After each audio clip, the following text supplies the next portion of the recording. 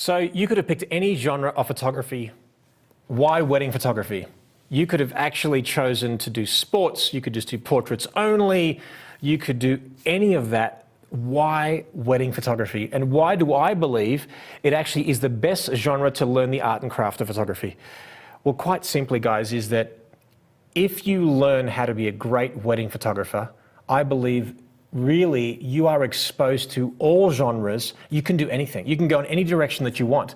When I started photography, in fact, I wanted to shoot fashion. In fact, let's be honest, I just wanted to photograph pretty girls. It just seemed like the obvious thing to do. It seemed very glamorous. I want to be a fashion photographer. And I thought to myself, well, most people get married. And good news about divorce is that we get 2 more chances at the wedding. So what do? I thought it might be the obvious genre of photography to actually make money from, but also as I started to actually appreciate the complexity of a wedding and the pressures involved, I'm like, man, I can do anything. Because if you're shooting fashion, for example, not underestimating fashion photography, you are photographing a curated sort of set design. You've got art directors, you've got hair and makeup. There's so many people that just make you look good. Whereas on the day, yes, you've got the dress and you've got the hair and makeup artist and everything, but really we become the coordinator of the day. So why is it the best genre of photography to learn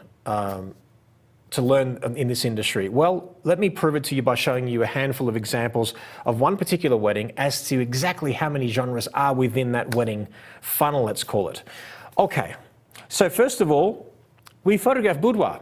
Okay, so if you like the idea of doing boudoir photography, well, on a wedding day, you will find that brides would like to do something like that. Now, how do you even ask a bride if she wants to do boudoir photography without sounding like a creepy old man? Well, you quite simply, in all honesty and good faith and sensitivity, you would show examples of boudoir to a particular prospective bride and a groom, and I would suggest that you would do that after you book them, because it could put them off.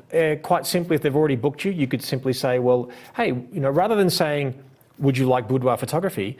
You might show a couple of photographs and say, hey, would you like something like this? And of course, it's for your eyes only.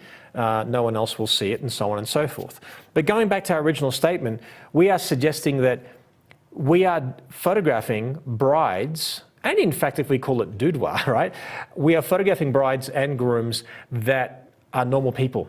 So when you photograph, I mean, she's a gorgeous girl, got a great figure, no problem, but sometimes you photograph challenging, let's call it challenging looking brides with different body shapes in boudoir.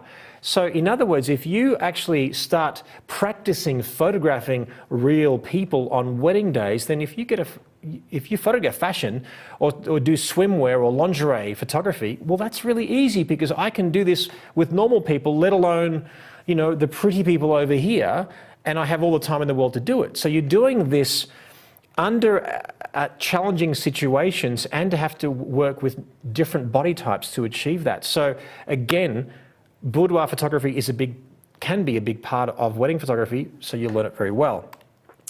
Of course, when you're actually photographing a wedding, you are photographing a bride.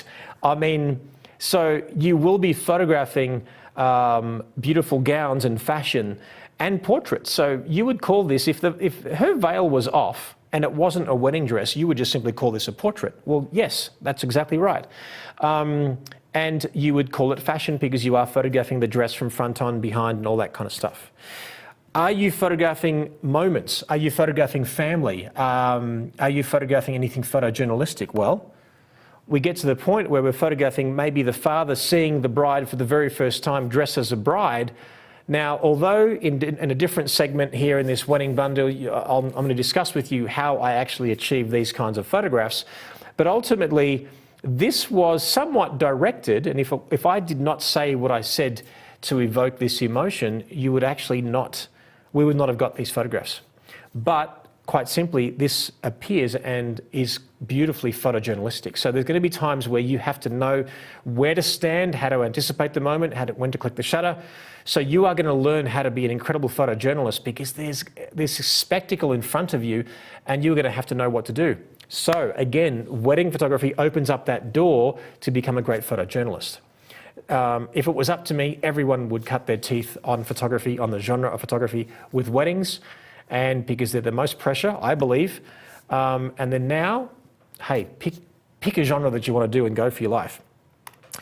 Of course, we're photographing in different locations. So we're doing, internal rooms and things like that, using like a bed, using a chair, and of course we are shooting a bride in different ways. And how do we look for light? How do we pose our brides? What do we do? Well, of course, we're going to teach you that as well. Now, of course, you are going to be photographing detail as well. You are going to photograph detail the whole day. In fact, detail shots are very prominent in our industry.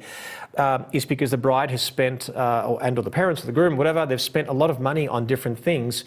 So you need to capture those little details. Now, for me personally, I actually prefer to photograph people and faces and family. I prefer to humanize detail.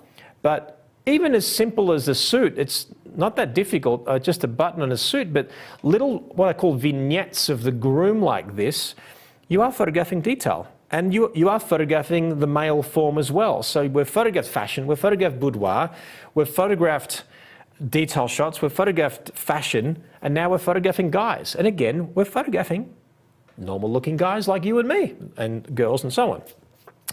Also, we photograph car shots. Often you'll be presented with photographing next to a car, and then what do? Well, you got to know how to use the shapes and the angles and things like that.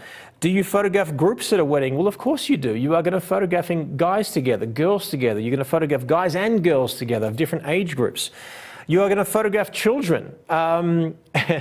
These were some funny, really some fun shots where I actually created the moment between when the girls and this little page boy saw each other for the very first time at the wedding. And you see this beautiful expression. So with wedding photography, what happens is you really get to understand people, personalities, dynamics, energy, how to shift it, how to shape it, how to move it, how to maximize opportunity with your humor, your empathy. And most people think it's all about technique. Like, what will make me a great wedding photographer is just technique. In fact, I think it's your people skills. So the fact that you are dealing with people of so many different cultures and age groups and ethnicities, religions, it's amazing. So I love it because you get to work with some incredible people, and it makes you cultured, it makes you richer as a person. So again, I implore you that you've purchased this course and you're thinking, great, I'm not quite sure about wedding photography. I want you to be sure that this will teach you all the best parts and the bad parts, I guess, of this industry. In fact, if you can photograph a wedding well, please mark my words, you can almost photograph anything well. Because a wedding, you're doing all these genres under time constraints and weather constraints with normal people. So if all of a sudden you get to photograph animals or photograph landscape and you're photographing fashion or portrait, boudoir or anything like that, well, you know what to do because you've experienced it under very adverse conditions. You're photographing ceremonies, you're photographing rituals, you're photographing events. So again, this could be likened to a corporate event that you might photograph. It could be an awards ceremony or something like that with someone doing a fist pump because they just won a corporate award or something like that as well. You're photographing lots of people. And these are group shots. So these communication skills that you would need to learn. If you're an introvert, you can almost make that camera like your cape, like you turn into a superhero. In fact, I know many photographers who are introverts, but somehow as soon as they have that camera in their hand, they just change. They just evolve into this superhero because you have to be.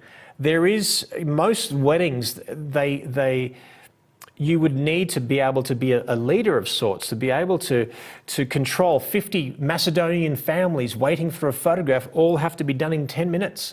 It sounds intimidating, but I'm telling you now, if you follow my process and you follow the idea of being able to learn properly and plan for longevity, and that is by repetition, experience, and practice, and of course, Jerry Gironis photography training.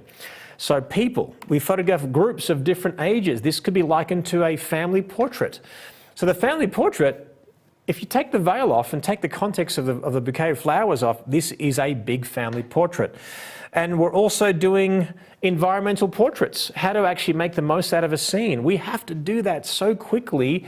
It's It's crazy. Like, I had literally 5 minutes to do this. We were already running late to this particular ceremony, and I beeped the horn, told the limo driver, I was like, hey, just stop. We stopped, we went outside the actual car, found this vineyard, took photographs. I totally ignored the limo driver who wanted to be there on time. I'm like, I said to the bride, well, bride, hey, you're the boss. Like, you're not late because you're here. Like, the whole wedding is revolving around, you and the groom. So don't worry about it. We took this shot. Environmental portraiture is a lot about what we do as well. So the next time you get faced with doing a family portrait with something, with a house or a building that's meaningful to the couple, you are going to need to know how to do that. And there is no better teacher than a wedding to do that with you as well. We do night shots, we do events, we have existing light. Again, guys, I can't tell you enough how important this course will be to your career. Because even if you don't end up doing weddings full time, or whether you choose to do a handful, or whether you choose to do this as an absolute career, which I know you can, I'm telling you that this is the best industry, the best genre of photography to learn it from, because you do everything as I've just proven. So stay true, stay strong, and I want you to understand that yes, it will be challenging, but enjoy the ride and let's have fun together.